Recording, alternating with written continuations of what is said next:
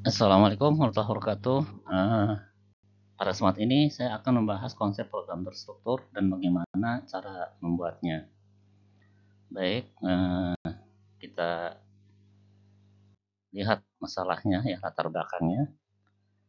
Pertama, sebelum ada konsep program terstruktur, program dibuat dalam satu kesatuan yang utuh, jadi tidak terbagi-bagi. Alur jalannya program bisa kemana saja secara bebas ya, dari baris ke 10 ke baris ke berapa, dari baris ke berapa ke baris ke berapa dan seterusnya. Nah, program yang demikian hasilnya apa? Kalau dalam coding seperti ini, hasilnya adalah istilahnya orang menyebutnya spaghetti code ya. Jadi ruwet programnya ya karena kemana-mana gitu ya. Dari mana kemana susah melacaknya akhirnya. Nah ini menimbulkan keruwetan pada saat modifikasi program atau pelacakan error. Jadi kalau kita ingin modifikasi program atau karena ada error kita susah melacaknya karena programnya kemana-mana gitu ya.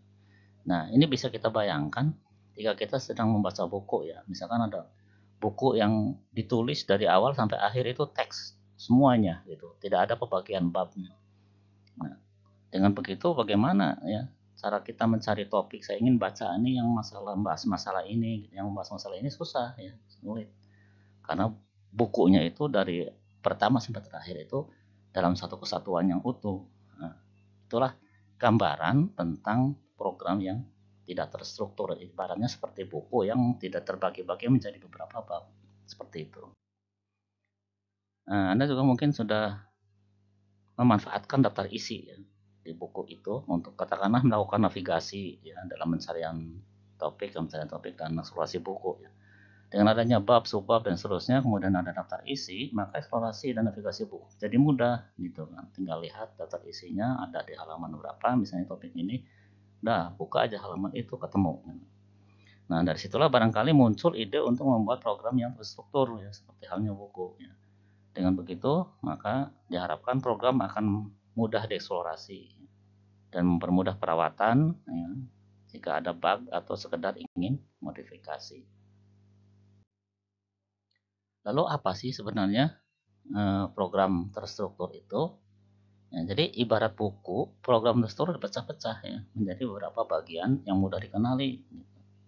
Nah, jika buku terbagi menjadi beberapa bab, kemudian tiap bab terbagi menjadi sub bab ya, dan subbabnya menjadi sub-subbab dan seterusnya misalnya, maka demikian pula dengan program yang terstruktur.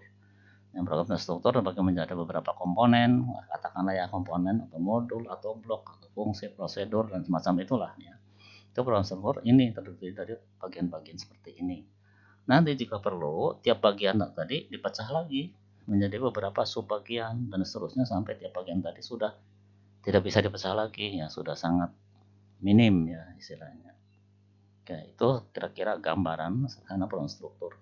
Jadi program struktur itu ibaratnya seperti buku yang terdiri dari beberapa bab yang tiap bab dipecah menjadi subbab dan seterusnya.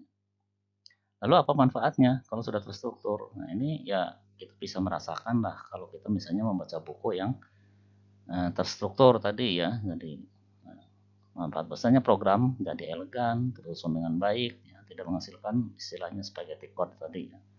Program akan lebih mudah dieksplorasi untuk melokalisir ya, kode yang dicari. Lalu apa itu blok?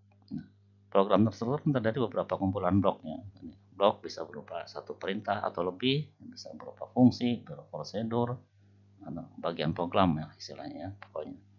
Nah, tiap blok merupakan bagian yang utuh, artinya yang tidak bisa diterobos atau dieksekusi dari tengah blok. Gitu. Bukan berarti bagian yang utuh ini bukan berarti tidak bisa dipecah lagi ya. Nah, artinya kalau dulu kan kita bisa masuk dari mana aja ke mana aja kan bisa. Kalau sekarang tidak. Nah, ini tiap blok memiliki titik masuk atau entry point dan titik keluar atau exit point untuk pemanggilan atau eksekusi blok lah ya. Nah, dalam Pascal blok dibatasi begin end dan dalam bahasa modern dibatasi kurung kurawal buka ya dan kurung kurawal ini tutupnya ya untuk akhir bloknya. Ada juga seperti Python misalnya menggunakan indentasi.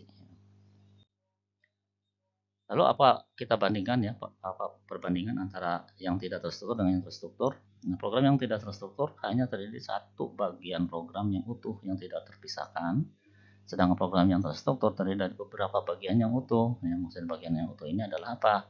Itu tidak bisa diterobos langsung di tengahnya. Ya. Tiap bagian hanya bisa dimasuki atau selesai di titik awal dan selesai di titik akhir.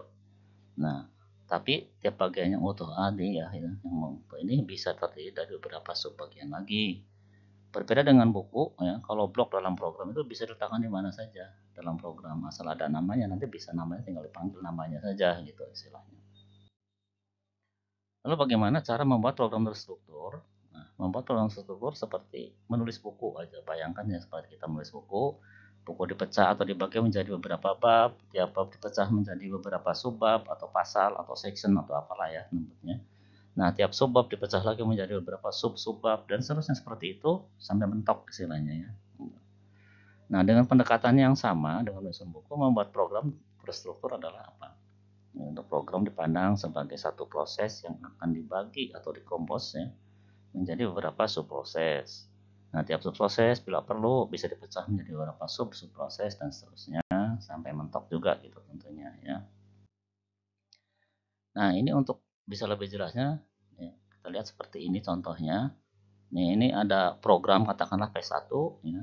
Program P1, kemudian kita lihat si program P1 ini ada bagian input, proses, output, kemudian prosesnya P1 ini proses P1 ya. Kita pecah menjadi blok P1 atau katakanlah subproses 1 ya. Blok P2 subproses 2, blok BN katakanlah ya, subproses N. Nah, ini jadi artinya apa sih program tadi, si proses P1 tadi dibagi-bagi menjadi subproses ini, subproses 1, 2, 3 sampai N. Oke ya. Nah, kemudian berikutnya adalah yang blok-blok ini bisa aja kita pecah lagi menjadi subblok seperti ini ya. Yang tadi blok B1, B2 sampai Bn ini ya kita misalnya ada punya B1-nya terdiri dari subblok B11, subblok B12 dan seterusnya sampai N misalnya. Nah, kemudian yang subblok B12 boleh aja kalau perlu dipecah lagi menjadi ya ini subblok B12 nih yang ini ya. Pecah menjadi subblok ya B121 subblok ya, B122 B12N misalnya sampai N seperti itu ya. Jadi seperti itu, seperti gambarnya, jadi persis seperti buku gitu ya. Oke. Nah, kita akan melihat bagaimana sih istilahnya elemen ya dalam Pascal yang menjadi unsur, menjadi elemen bagi pembentukan blok tadi ya, pembentukan program terstruktur ya. Nah, yang kita lihat sini ada pertama ada statement atau pernyataan, yaitu apa? Instruksi atau perintah atau sekumpulan instruksi yang menyebabkan komputer melakukan suatu tindakan. Jadi statement bisa berupa satu perintah tunggal dan tidak bisa diurutkan lagi, atau bisa berupa statement majemuk ya, yang terdiri dari beberapa perintah. Contoh misalnya ada perintah yang did end misalnya ya. Kemudian blok dalam Pascal di awal dibikin dan di akhir end. Yang blok digunakan untuk membentuk statement majemuk. Contoh blok yang terdiri dari dua perintah misalnya begini, begin read write ya, read and read and kayak gitu. Kemudian perintah dan komponen dalam Pascal. Perintah bisa berupa operasi, fungsi, prosedur ya. Contoh misalnya operasi A kali B ada dilambangkan dengan bintang ya. Fungsi misalnya cosinus A, prosedur misalnya tukar AB misalnya. Nah, kemudian berikutnya adalah konstruksi ya. Konstruksi maksudnya apa? Bisa berupa kontrol untuk mengatur jalannya program atau subprogram untuk memenuhi logik pemrograman. Contoh misalnya if then else itu suatu konstruksi, ya for to do itu konstruksi. Nah, kita lihat flowchart konstruksi if then else. Jadi if then else kan ada dua bentuk ya, ada yang mengandung else, ada yang tidak mengandung else. Nah, jadi lihat seperti ini. Dari konstruksi aslinya ini ya, kita lihat ini blok nih ya. Dari konstruksi if then else itu merupakan satu blok. Harus dipandang sebagai satu blok gitu. Di mana di sini ada kondisi yang menentukan blok mana yang eksekusi ya kan. Jika kondisi ini benar atau ya, maka blok ini yang katakanlah kita blok positif ya. Kalau ininya false, ya, kondisinya salah, ini yang dieksekusi. Nah, terus perhatikan bahwa ini hanya salah satu saja di saat yang tertentu ya. Ya, tergantung kondisinya. Di kondisi ini benar, ini dieksekusi. Ini aja yang dieksekusi, ini tidak. Jika kondisinya salah, maka ini aja yang dieksekusi, ini yang tidak. Tidak akan dua-duanya dieksekusi. Gitu. Ya. Atau tidak kedua-duanya gitu ya. Pasti ada salah satu yang dieksekusi. Nah, perhatikan di sini. Ini ada titik masuk, di sini ada titik keluar. Di sini ya. Nah, jadi ini blok untuk if then else. Kalau nggak ada S bagaimana? Kalau tidak S berarti yang blok negatifnya kosong, tidak ada yang dilakukan. Artinya begini aja langsung. Nah, ini maksudnya menunjukkan bahwa blok negatif ini tidak mengerjakan apa-apa. Jadi kalau tidak ada S, langsung aja seperti ini. Ya, langsung seperti ini. Artinya ini tidak ada S. Oke. Itu yang konstruksi if then S sama if then. Nah, ya. Oke, berikutnya konstruksi while do seperti ini. Ya, ini bloknya while do. Ya, ini ada blok yang dieksekusi secara while do kan untuk perulangan ya, untuk berulang. Jika kondisinya benar dieksekusi, terus benar terus eksekusi lagi. Jika udah nggak benar baru exit ya. Di sini ini titik keluarnya, ini titik masuknya gitu. Oke, itu untuk while do. Berikutnya adalah untuk repeat until. Seperti ini. Kalau repeat until, apa kondisinya? Masih memenuhi apa tidak memenuhi? Kalau tidak memenuhi, ulang gitu. Tidak memenuhi lagi ulang. Kalau udah memenuhi, ya exit gitu. Jadi kebalikan dengan tadi ya. Kalau repeat until itu adalah jika kondisinya masih belum memenuhi, dia berulang. Kalau kondisinya udah memenuhi, dia exit gitu, keluar. Jadi ini yang perlu dicatat ya. Jika dibandingkan dengan konstruksi while do, untuk syarat kondisi yang sama, di repeat until harus diberi not ya, karena tadi logikanya dibalik gitu ya. Oke, itu untuk konstruksi repeat until. Oke, kita bandingkan dulu, lihat dulu untuk while do vs repeat until. Ini nanti boleh juga dicoba ya. Nah, ini yang perlu diingat perbedaan while do dengan repeat until adalah pertama, while do melakukan pemeriksaan kondisi dulu. Ya, jika memenuhi, baru eksekusi yang di bagian do ya. Sedangkan repeat until eksekusi dulu di bagian repeat ya. Atau kalau di while-nya do ya. Nah, baru cek kondisi. Ini berarti repeat until pasti dieksekusi minimal sekali. Gitu.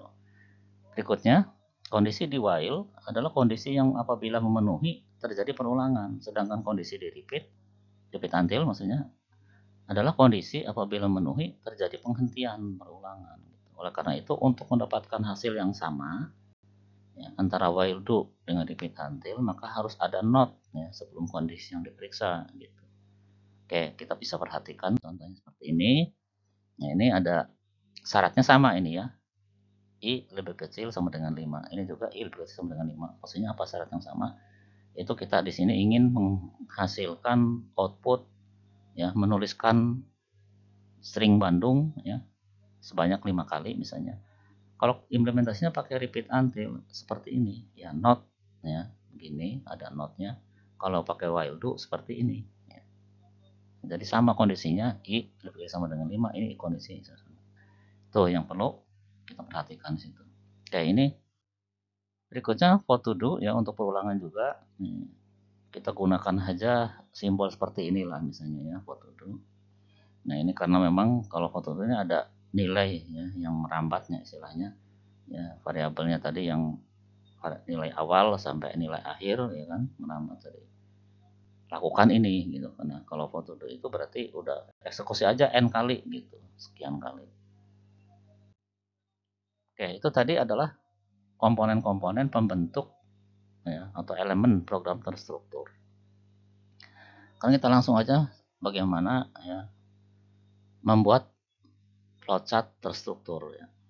Ya, misalnya ada persoalan seperti ini. Buatkan program yang menuliskan kota Medan jika pengguna memasukkan angka integer positif ya, termasuk 0. Program juga harus mencetak kota Merauke jika pengguna memasukkan angka integer positif lebih besar 9. Dan Makassar jika lebih kecil atau sama dengan 9. Nah, kita analisis dulu. Proses terdiri dari dua konstruksi if ya. Yang pertama tanpa S dan kedua dengan S. Maksudnya apa di sini kan ya? Misalnya menuliskan kota Medan jika pengguna masukkan angka integer positif termasuk 0. Nah, yang lainnya gimana? Nggak disebutkan di sini, artinya nggak ada S ya. Berikutnya, program juga harus mencetak kota Merauke jika pengguna memasukkan angka integer lebih besar 9 dan Makassar jika lebih kecil atau sama dengan 9. Nah, di sini berarti ada else-nya. Yang ini then-nya, yang ini else-nya gitu. Makanya di sini dikatakan ada dua konstruksi if, yang pertama tanpa s dan kedua tidak pakai s. Seperti itu. Nah, yang tanpa s jika kondisi integer positif terpenuhi mencetak medan dan tidak melakukan apapun jika kondisi tidak terpenuhi. Nah, karena bilangan negatif tidak ditangani, maka akan menuliskan kota Makassar karena bilangan negatif lebih kecil dari 9. Nah, ini ya analisisnya ini seperti itu. Oke, boleh dilihat dulu ini antara soal dengan analisisnya. Nah, lalu bagaimana implementasinya? Prosesnya seperti ini ya. Ini kita buat inputnya di sini, ini ada proses, tapi outputnya dimasukkan prosesnya karena untuk kasus ini sulit ya bisa dipisahkan outputnya ya. Artinya si outputnya sendiri memang ada di mana-mana. Jadi prosesnya seperti inilah gambarkan. Nah, kita lihat yang ini nih kita uraikan ya seperti ini. Ya. Di sini ada if yang tanpa s, di sini ya tanpa s. Yang di sini ada if yang dengan else gitu. Nah, katakanlah ini yang blok positif, ya. Sedangkan ini blok negatifnya tidak ada. Yang ini ada blok positif, ada blok negatif. Oke, yang tadi itu kondisinya. Ya, kita lihat di sini implementasinya. Read ya berarti ini sama dengan ini. Yang if ini berarti ini ya. If bilangan lebih besar sama dengan 0 ini ya. Maka then blok positifnya apa? Write medan. Else-nya nggak ada kan? Nah, udah nggak ada else-nya sini. Kemudian yang ini, yang blok ini ada jika bilangannya lebih besar 9 ya, then Maroke S-nya Makassar. Seperti ini. Ini yang blok negatifnya di sini nanti ya. Oke. Kemudian blok bersarang. Berikut ilustrasi pembuatan program struktur yang berupa blok dalam blok yaitu bersarang atau nested ya. Dengan ketentuan berikut, misalnya kita diminta untuk menentukan klasifikasi bilangan negatif ya, tidak termasuk 0. Apakah ganjil atau genap dengan memberi jawaban yang benar. Ya, jika bilangan input positif hanya komen positif. Ya, jadi program harus dengan konstruksi if bersarang. Jadi kita lihat maksudnya begini. Untuk kasus ini proses hanya berupa blok dalam blok. Ya. Pertama kita periksa apakah bilangan itu positif atau negatif dengan konstruksi if ya. Jika positif kirim komentar positif gitu. Jika negatif lakukan klasifikasi apakah genap atau ganjil. Nah, tentu menentukannya bagaimana untuk genap ganjil pakai operator mode ya. Dalam kasus ini, program hanya terdiri dari dua konstruksi if dengan s, ya, di mana konstruksi if kedua bersarang di bagian s konstruksi if pertama gitu. Gimana nih gambarannya? Seperti ini. Ya. Ini ada penentuan bilangan positif atau negatifnya di sini ya. Jika iya positif, jika tidak negatif. Ini, ya. Nah, yang else-nya ini ada lagi ya. Apakah bilangannya genap? Ya. Jika iya maka nanti outputnya negatif genap. Jika tidak negatif ganjil. Nah, ini langsung aja negatif karena ini ada di blok negatif di sini. Gitu. Implementasinya gimana? Seperti ini. Ya. If bilangannya positif, ya else. Ya. Dalam S ini ada if lagi. Ya. Kita sengaja diindentasi supaya jelas bahwa si if then else ini ada di bagian S-nya if yang pertama gitu. If ya, fill mode 2 ini maksudnya untuk menentukan genap ya.